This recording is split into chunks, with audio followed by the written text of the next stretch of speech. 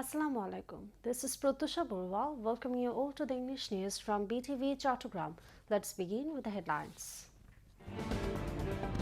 Top leaders of 8 political parties and organizations meet with Chief Advisor Professor Mohammed Yunus.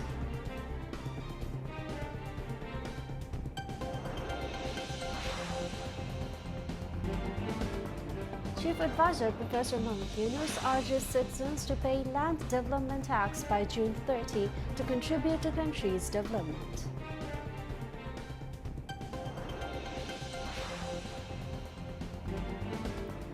National Charter and report prepared by Consensus Commission to reflect hopes and aspirations of general public, says Commission's Vice Chairman Ali Riaz.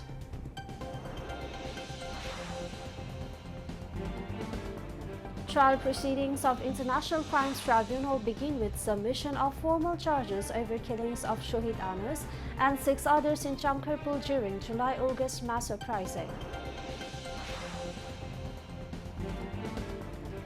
126th birth anniversary of Kazi Nazrul Islam, one of the most prominent figures of Bengali language and literature, observed across the country in befitting manner.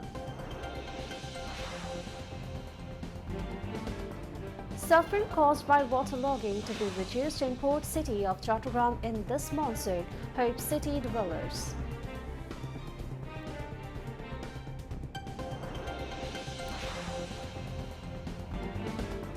At least 13 people died and 92 injured due to heavy storms and rains in Punjab province of Pakistan.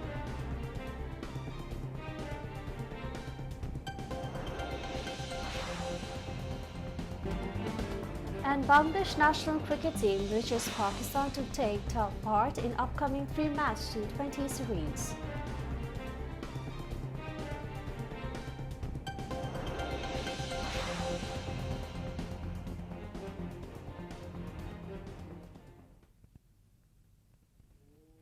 Viewers, those were the headlines, are moving on to the details. Top leaders of 8 political parties and organizations in the country met with Chief Advisor Professor Mohammed Yunus this evening. The important meeting took place at the Chief Advisor's official residence, Jumuna, in the capital. Hifazat-e-Islam Bangladesh, Islami Andolon Bangladesh, Gon Odhikar Porishod, Bangladesh Khilafat Majlis, Amar Bangladesh Party, Jamiat Ulema-e-Islam, Khilafat Majlis and Nizam-e-Islami Party joined the meeting. Early on yesterday evening, delegations from the BNP, Jamaat-e-Islami and the National Citizens Party held separate meetings with the Chief Advisor.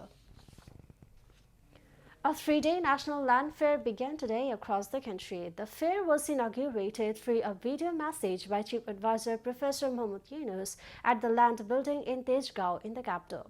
The Chief Advisor said the government has taken initiatives to digitalize land management and make it more citizen-friendly. He said the digitalization of land services will help to reduce public sufferings, eliminate lack of transparency and curb corruption. The Chief Advisor urged citizens to pay their land development tax by June 30 to contribute to the country's development.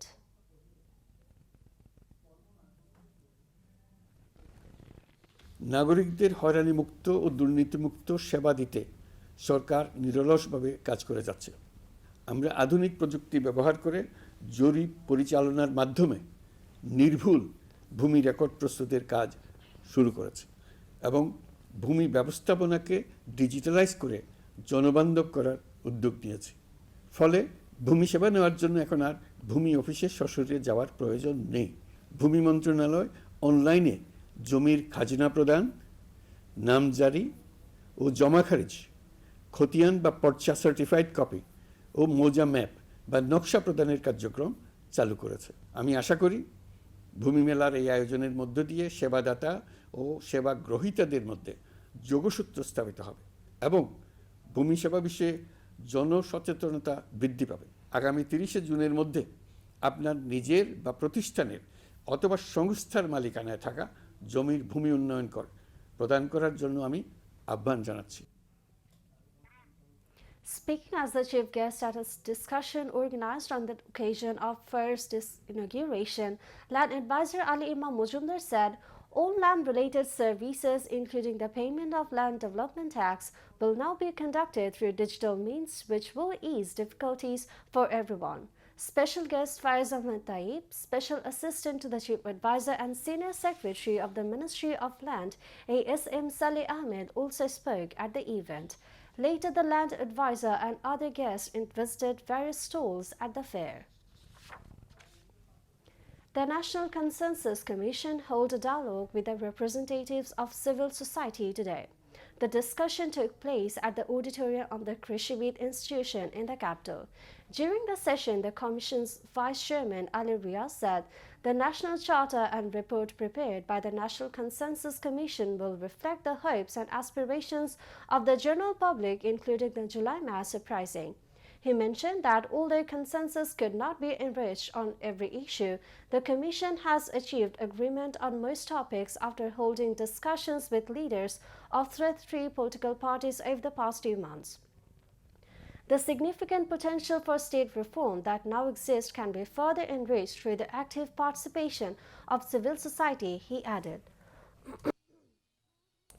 In the meeting, civil society representatives emphasized that no further controversial electoral systems should be allowed to emerge in the country. They also stressed that 33% of women should have direct participation in national elections and call for a people-oriented constitution. The formal trial proceeding of the International Crimes Tribunal began today with the submission of formal charges in a case related to crimes against humanity, including the killings of Shoaib Yunus and 6 others in Chankarpur during the July-August mass uprising. The prosecution submitted the formal charges before a 3-member bench of the tribunal, headed by Chairman Justice Mohammad Ghulam Mortuja. 2 members of the tribunal are Justice Mohammad Shafiul Alam Mahmood and Justice Mohammad Mohidul Haq Inam Chaudhry. This marks the first time the prosecution has submitted a formal investigation report regarding the killings that occurred during the July-August events. Earlier on April 21, the investigation agency submitted a full report to the prosecution, naming 8 individuals as accused in the Chankarpur killings. On April 22, the prosecution requested 4 weeks to prepare and submit the final report. The tribunal then set May 25 as the date for submitting the formal charges. Later talking with the reporters, Chief Prosecutor Muhammad Tajul Islam said, all the accused in the Chankarpur killings are members of the police force. He further said the prosecution has officially filed charges with the tribunal against 8 police personnel, including former DMP Commissioner Habibur Rahman, for their alleged involvement in the killing. A total of 11 accused were produced before the International Crimes Tribunal today, including 7 in the Ashulia corpse burning case and 4 in the Chankarpur killing case, both related to crimes against humanity committed in July and August. Today is the 126th birth anniversary of Qazi Nazrul Islam, one of the most prominent figures of Bengali language and literature, the ever rebellious poet who was involved in Bengali emotions and feelings. The poet was born in Churulia village of Bardhaman district of West Bengal, India in 1306. In his life of 77 years, his literary writing period was only 24 years. At this time, the literature written by him had a far-reaching impact on Bengali life. Poet Nazrul became a poet of humanity, a poet of equality, a poet of love. On the occasion of the birth anniversary of the national poet, Chief Advisor Professor Muhammad Yunus issued a message paying rich tributes to the memory of Qazi Nazrul poet Qazi Nazrul Islam. The Ministry of Cultural Affairs and Bangladesh Shilpakala Academy have taken elaborate programs in the capital and Kumilla to mark the day. The program, famed mass uprising of the 24 inheritance of Qazi Nazrul, was commenced today, which will be continued to 27th of the month, honoring the life of legacy of the great poet. As part of the program, Nazrul Awards will be distributed to recipients for their contribution to the respective fields. Chief Advisor's Press Secretary Shafiul Alam said the government wants to reform the Chattogram port and clarified that they are not handing it over to anyone. He made the remarks at CMJF Talks event organized by the Capital Market Journalist Forum in the capital today. Shafil Alam informed that the interim government is working with the objective of enabling some of the world's largest companies to manage the Chattogram port.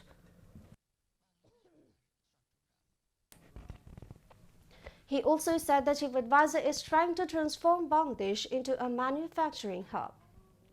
And the key condition for building a manufacturing hub is to enhance the capacity of the port, added the press secretary. আমরা চেষ্টা করছি যে বাংলাদেশকে একটা broader economic এমন একটা platform তৈরি করা যেখানে আমাদের বাংলাদেশের ইকোনমি টেক অফ করে। ইকোনমির গ্রোথ যদি টেক অফ করে তাহলে যেটা হবে যে এটার ইম্প্যাক্ট অটোমেটিক্যালি আপনার শেয়ার মার্কেটে পড়বে। তো এই আলোকে যতগুলো রিফর্ম দরকার ইকোনমি প্রত্যেকটা রিফর্ম নেওয়া হয়েছে।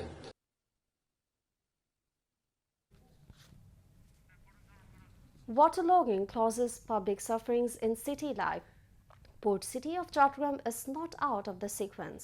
The entire city along with the low-lying areas of the city is submerged in heavy rain. Cities Muradpur, Bahadarhat, Sholoshahar Gate number 2, Bakulia and other low-lying areas are submerged up to the chest when heavy rains occurs. This causes waterlogging for people from all walks of life. The daily life, including traffic movement on flooded roads, is severely disrupted. To give a relief to the city dwellers from these sufferings, digging and expanding canals and drains in Chattogram city was done in the last 9 months. The Chattogram City Corporation, Chattogram Development Authority and other respective organizations undertook multiple projects to dig canals, clean and expand drains in the city. Among them, in 2018, CDA was given the responsibility of digging, renovating and expanding 36 canals in the city with a cost of 5.5 billion taka, increased to 8.5 billion taka. Chattogram City Mayor Dr. Shahadat Hussain said, one of these is Boriapara Canal excavation project, which is being implemented at a cost of 1,362 crore taka. The work of the projects in the city has been completed by about 50%, he added. The city dwellers hope that projects to give relief from waterlogging has gained great momentum due to the concerted efforts taken by Chief Advisor Professor Yunus in the last 9 months. Now, international news.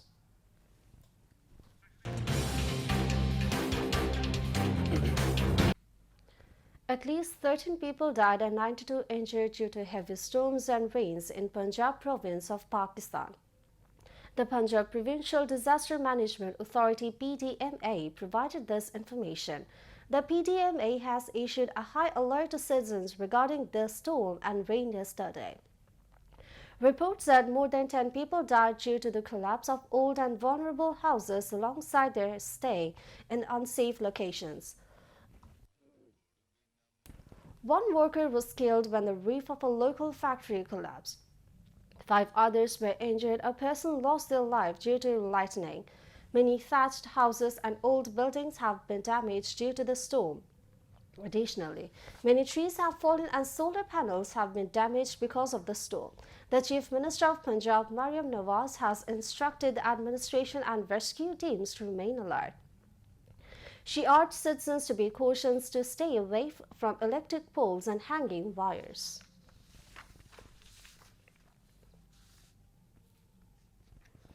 An Israeli airstrike on Gaza hit the home of a doctor and killed 9 of her 10 children, the hospital where she works in the city of Khan Yunus.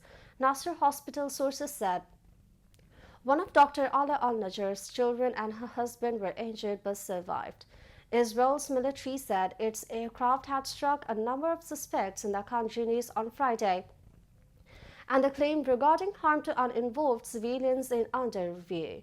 The health ministry said at least 74 people had been killed by the Israeli military over the 24-hour period leading up to about midday on Saturday. Dr. Munir Albish, director of the Health Ministry, said on social media platform X that the Al-Najjar's family house was hit minutes after Dr. Al-Najjar's husband Hamdi had returned home after driving his wife to work. Dr. Albish said the eldest of Dr. Al-Najjar's children was aged 12.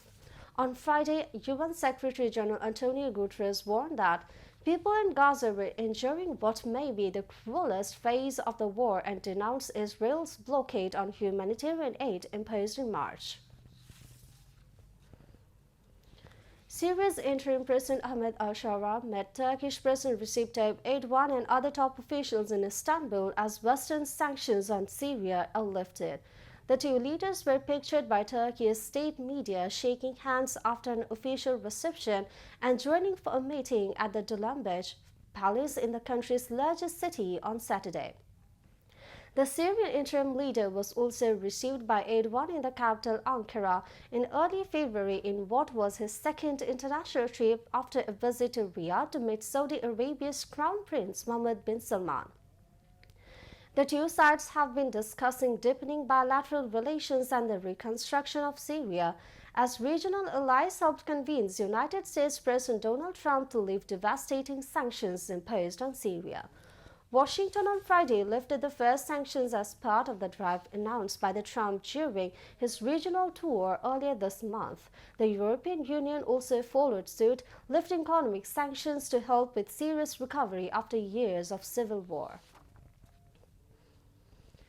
Russian forces carried out drone and missile strikes across Ukraine overnight, killing at least 12 people and injuring dozens. Ukraine's State Emergency Service said a 70-year-old man was killed in an attack in the southern city of Mykolaiv. 3 children were also killed in Raater, west of Kiev. Local officials said 11 people were injured in the Russian attack in Kiev. Several houses were set on fire and residential buildings were damaged. Meanwhile, the Russian Defense Military said Ukrainian drones had targeted 8 Russian regions. A statement said air defense units had intercepted or destroyed 95 Ukrainian drones between 8 p.m. Moscow time on May 24 and midnight on May 25. Moscow Mayor Sergei Sobyanin said they had shot down 12 drones heading towards capital. Now it's sports news.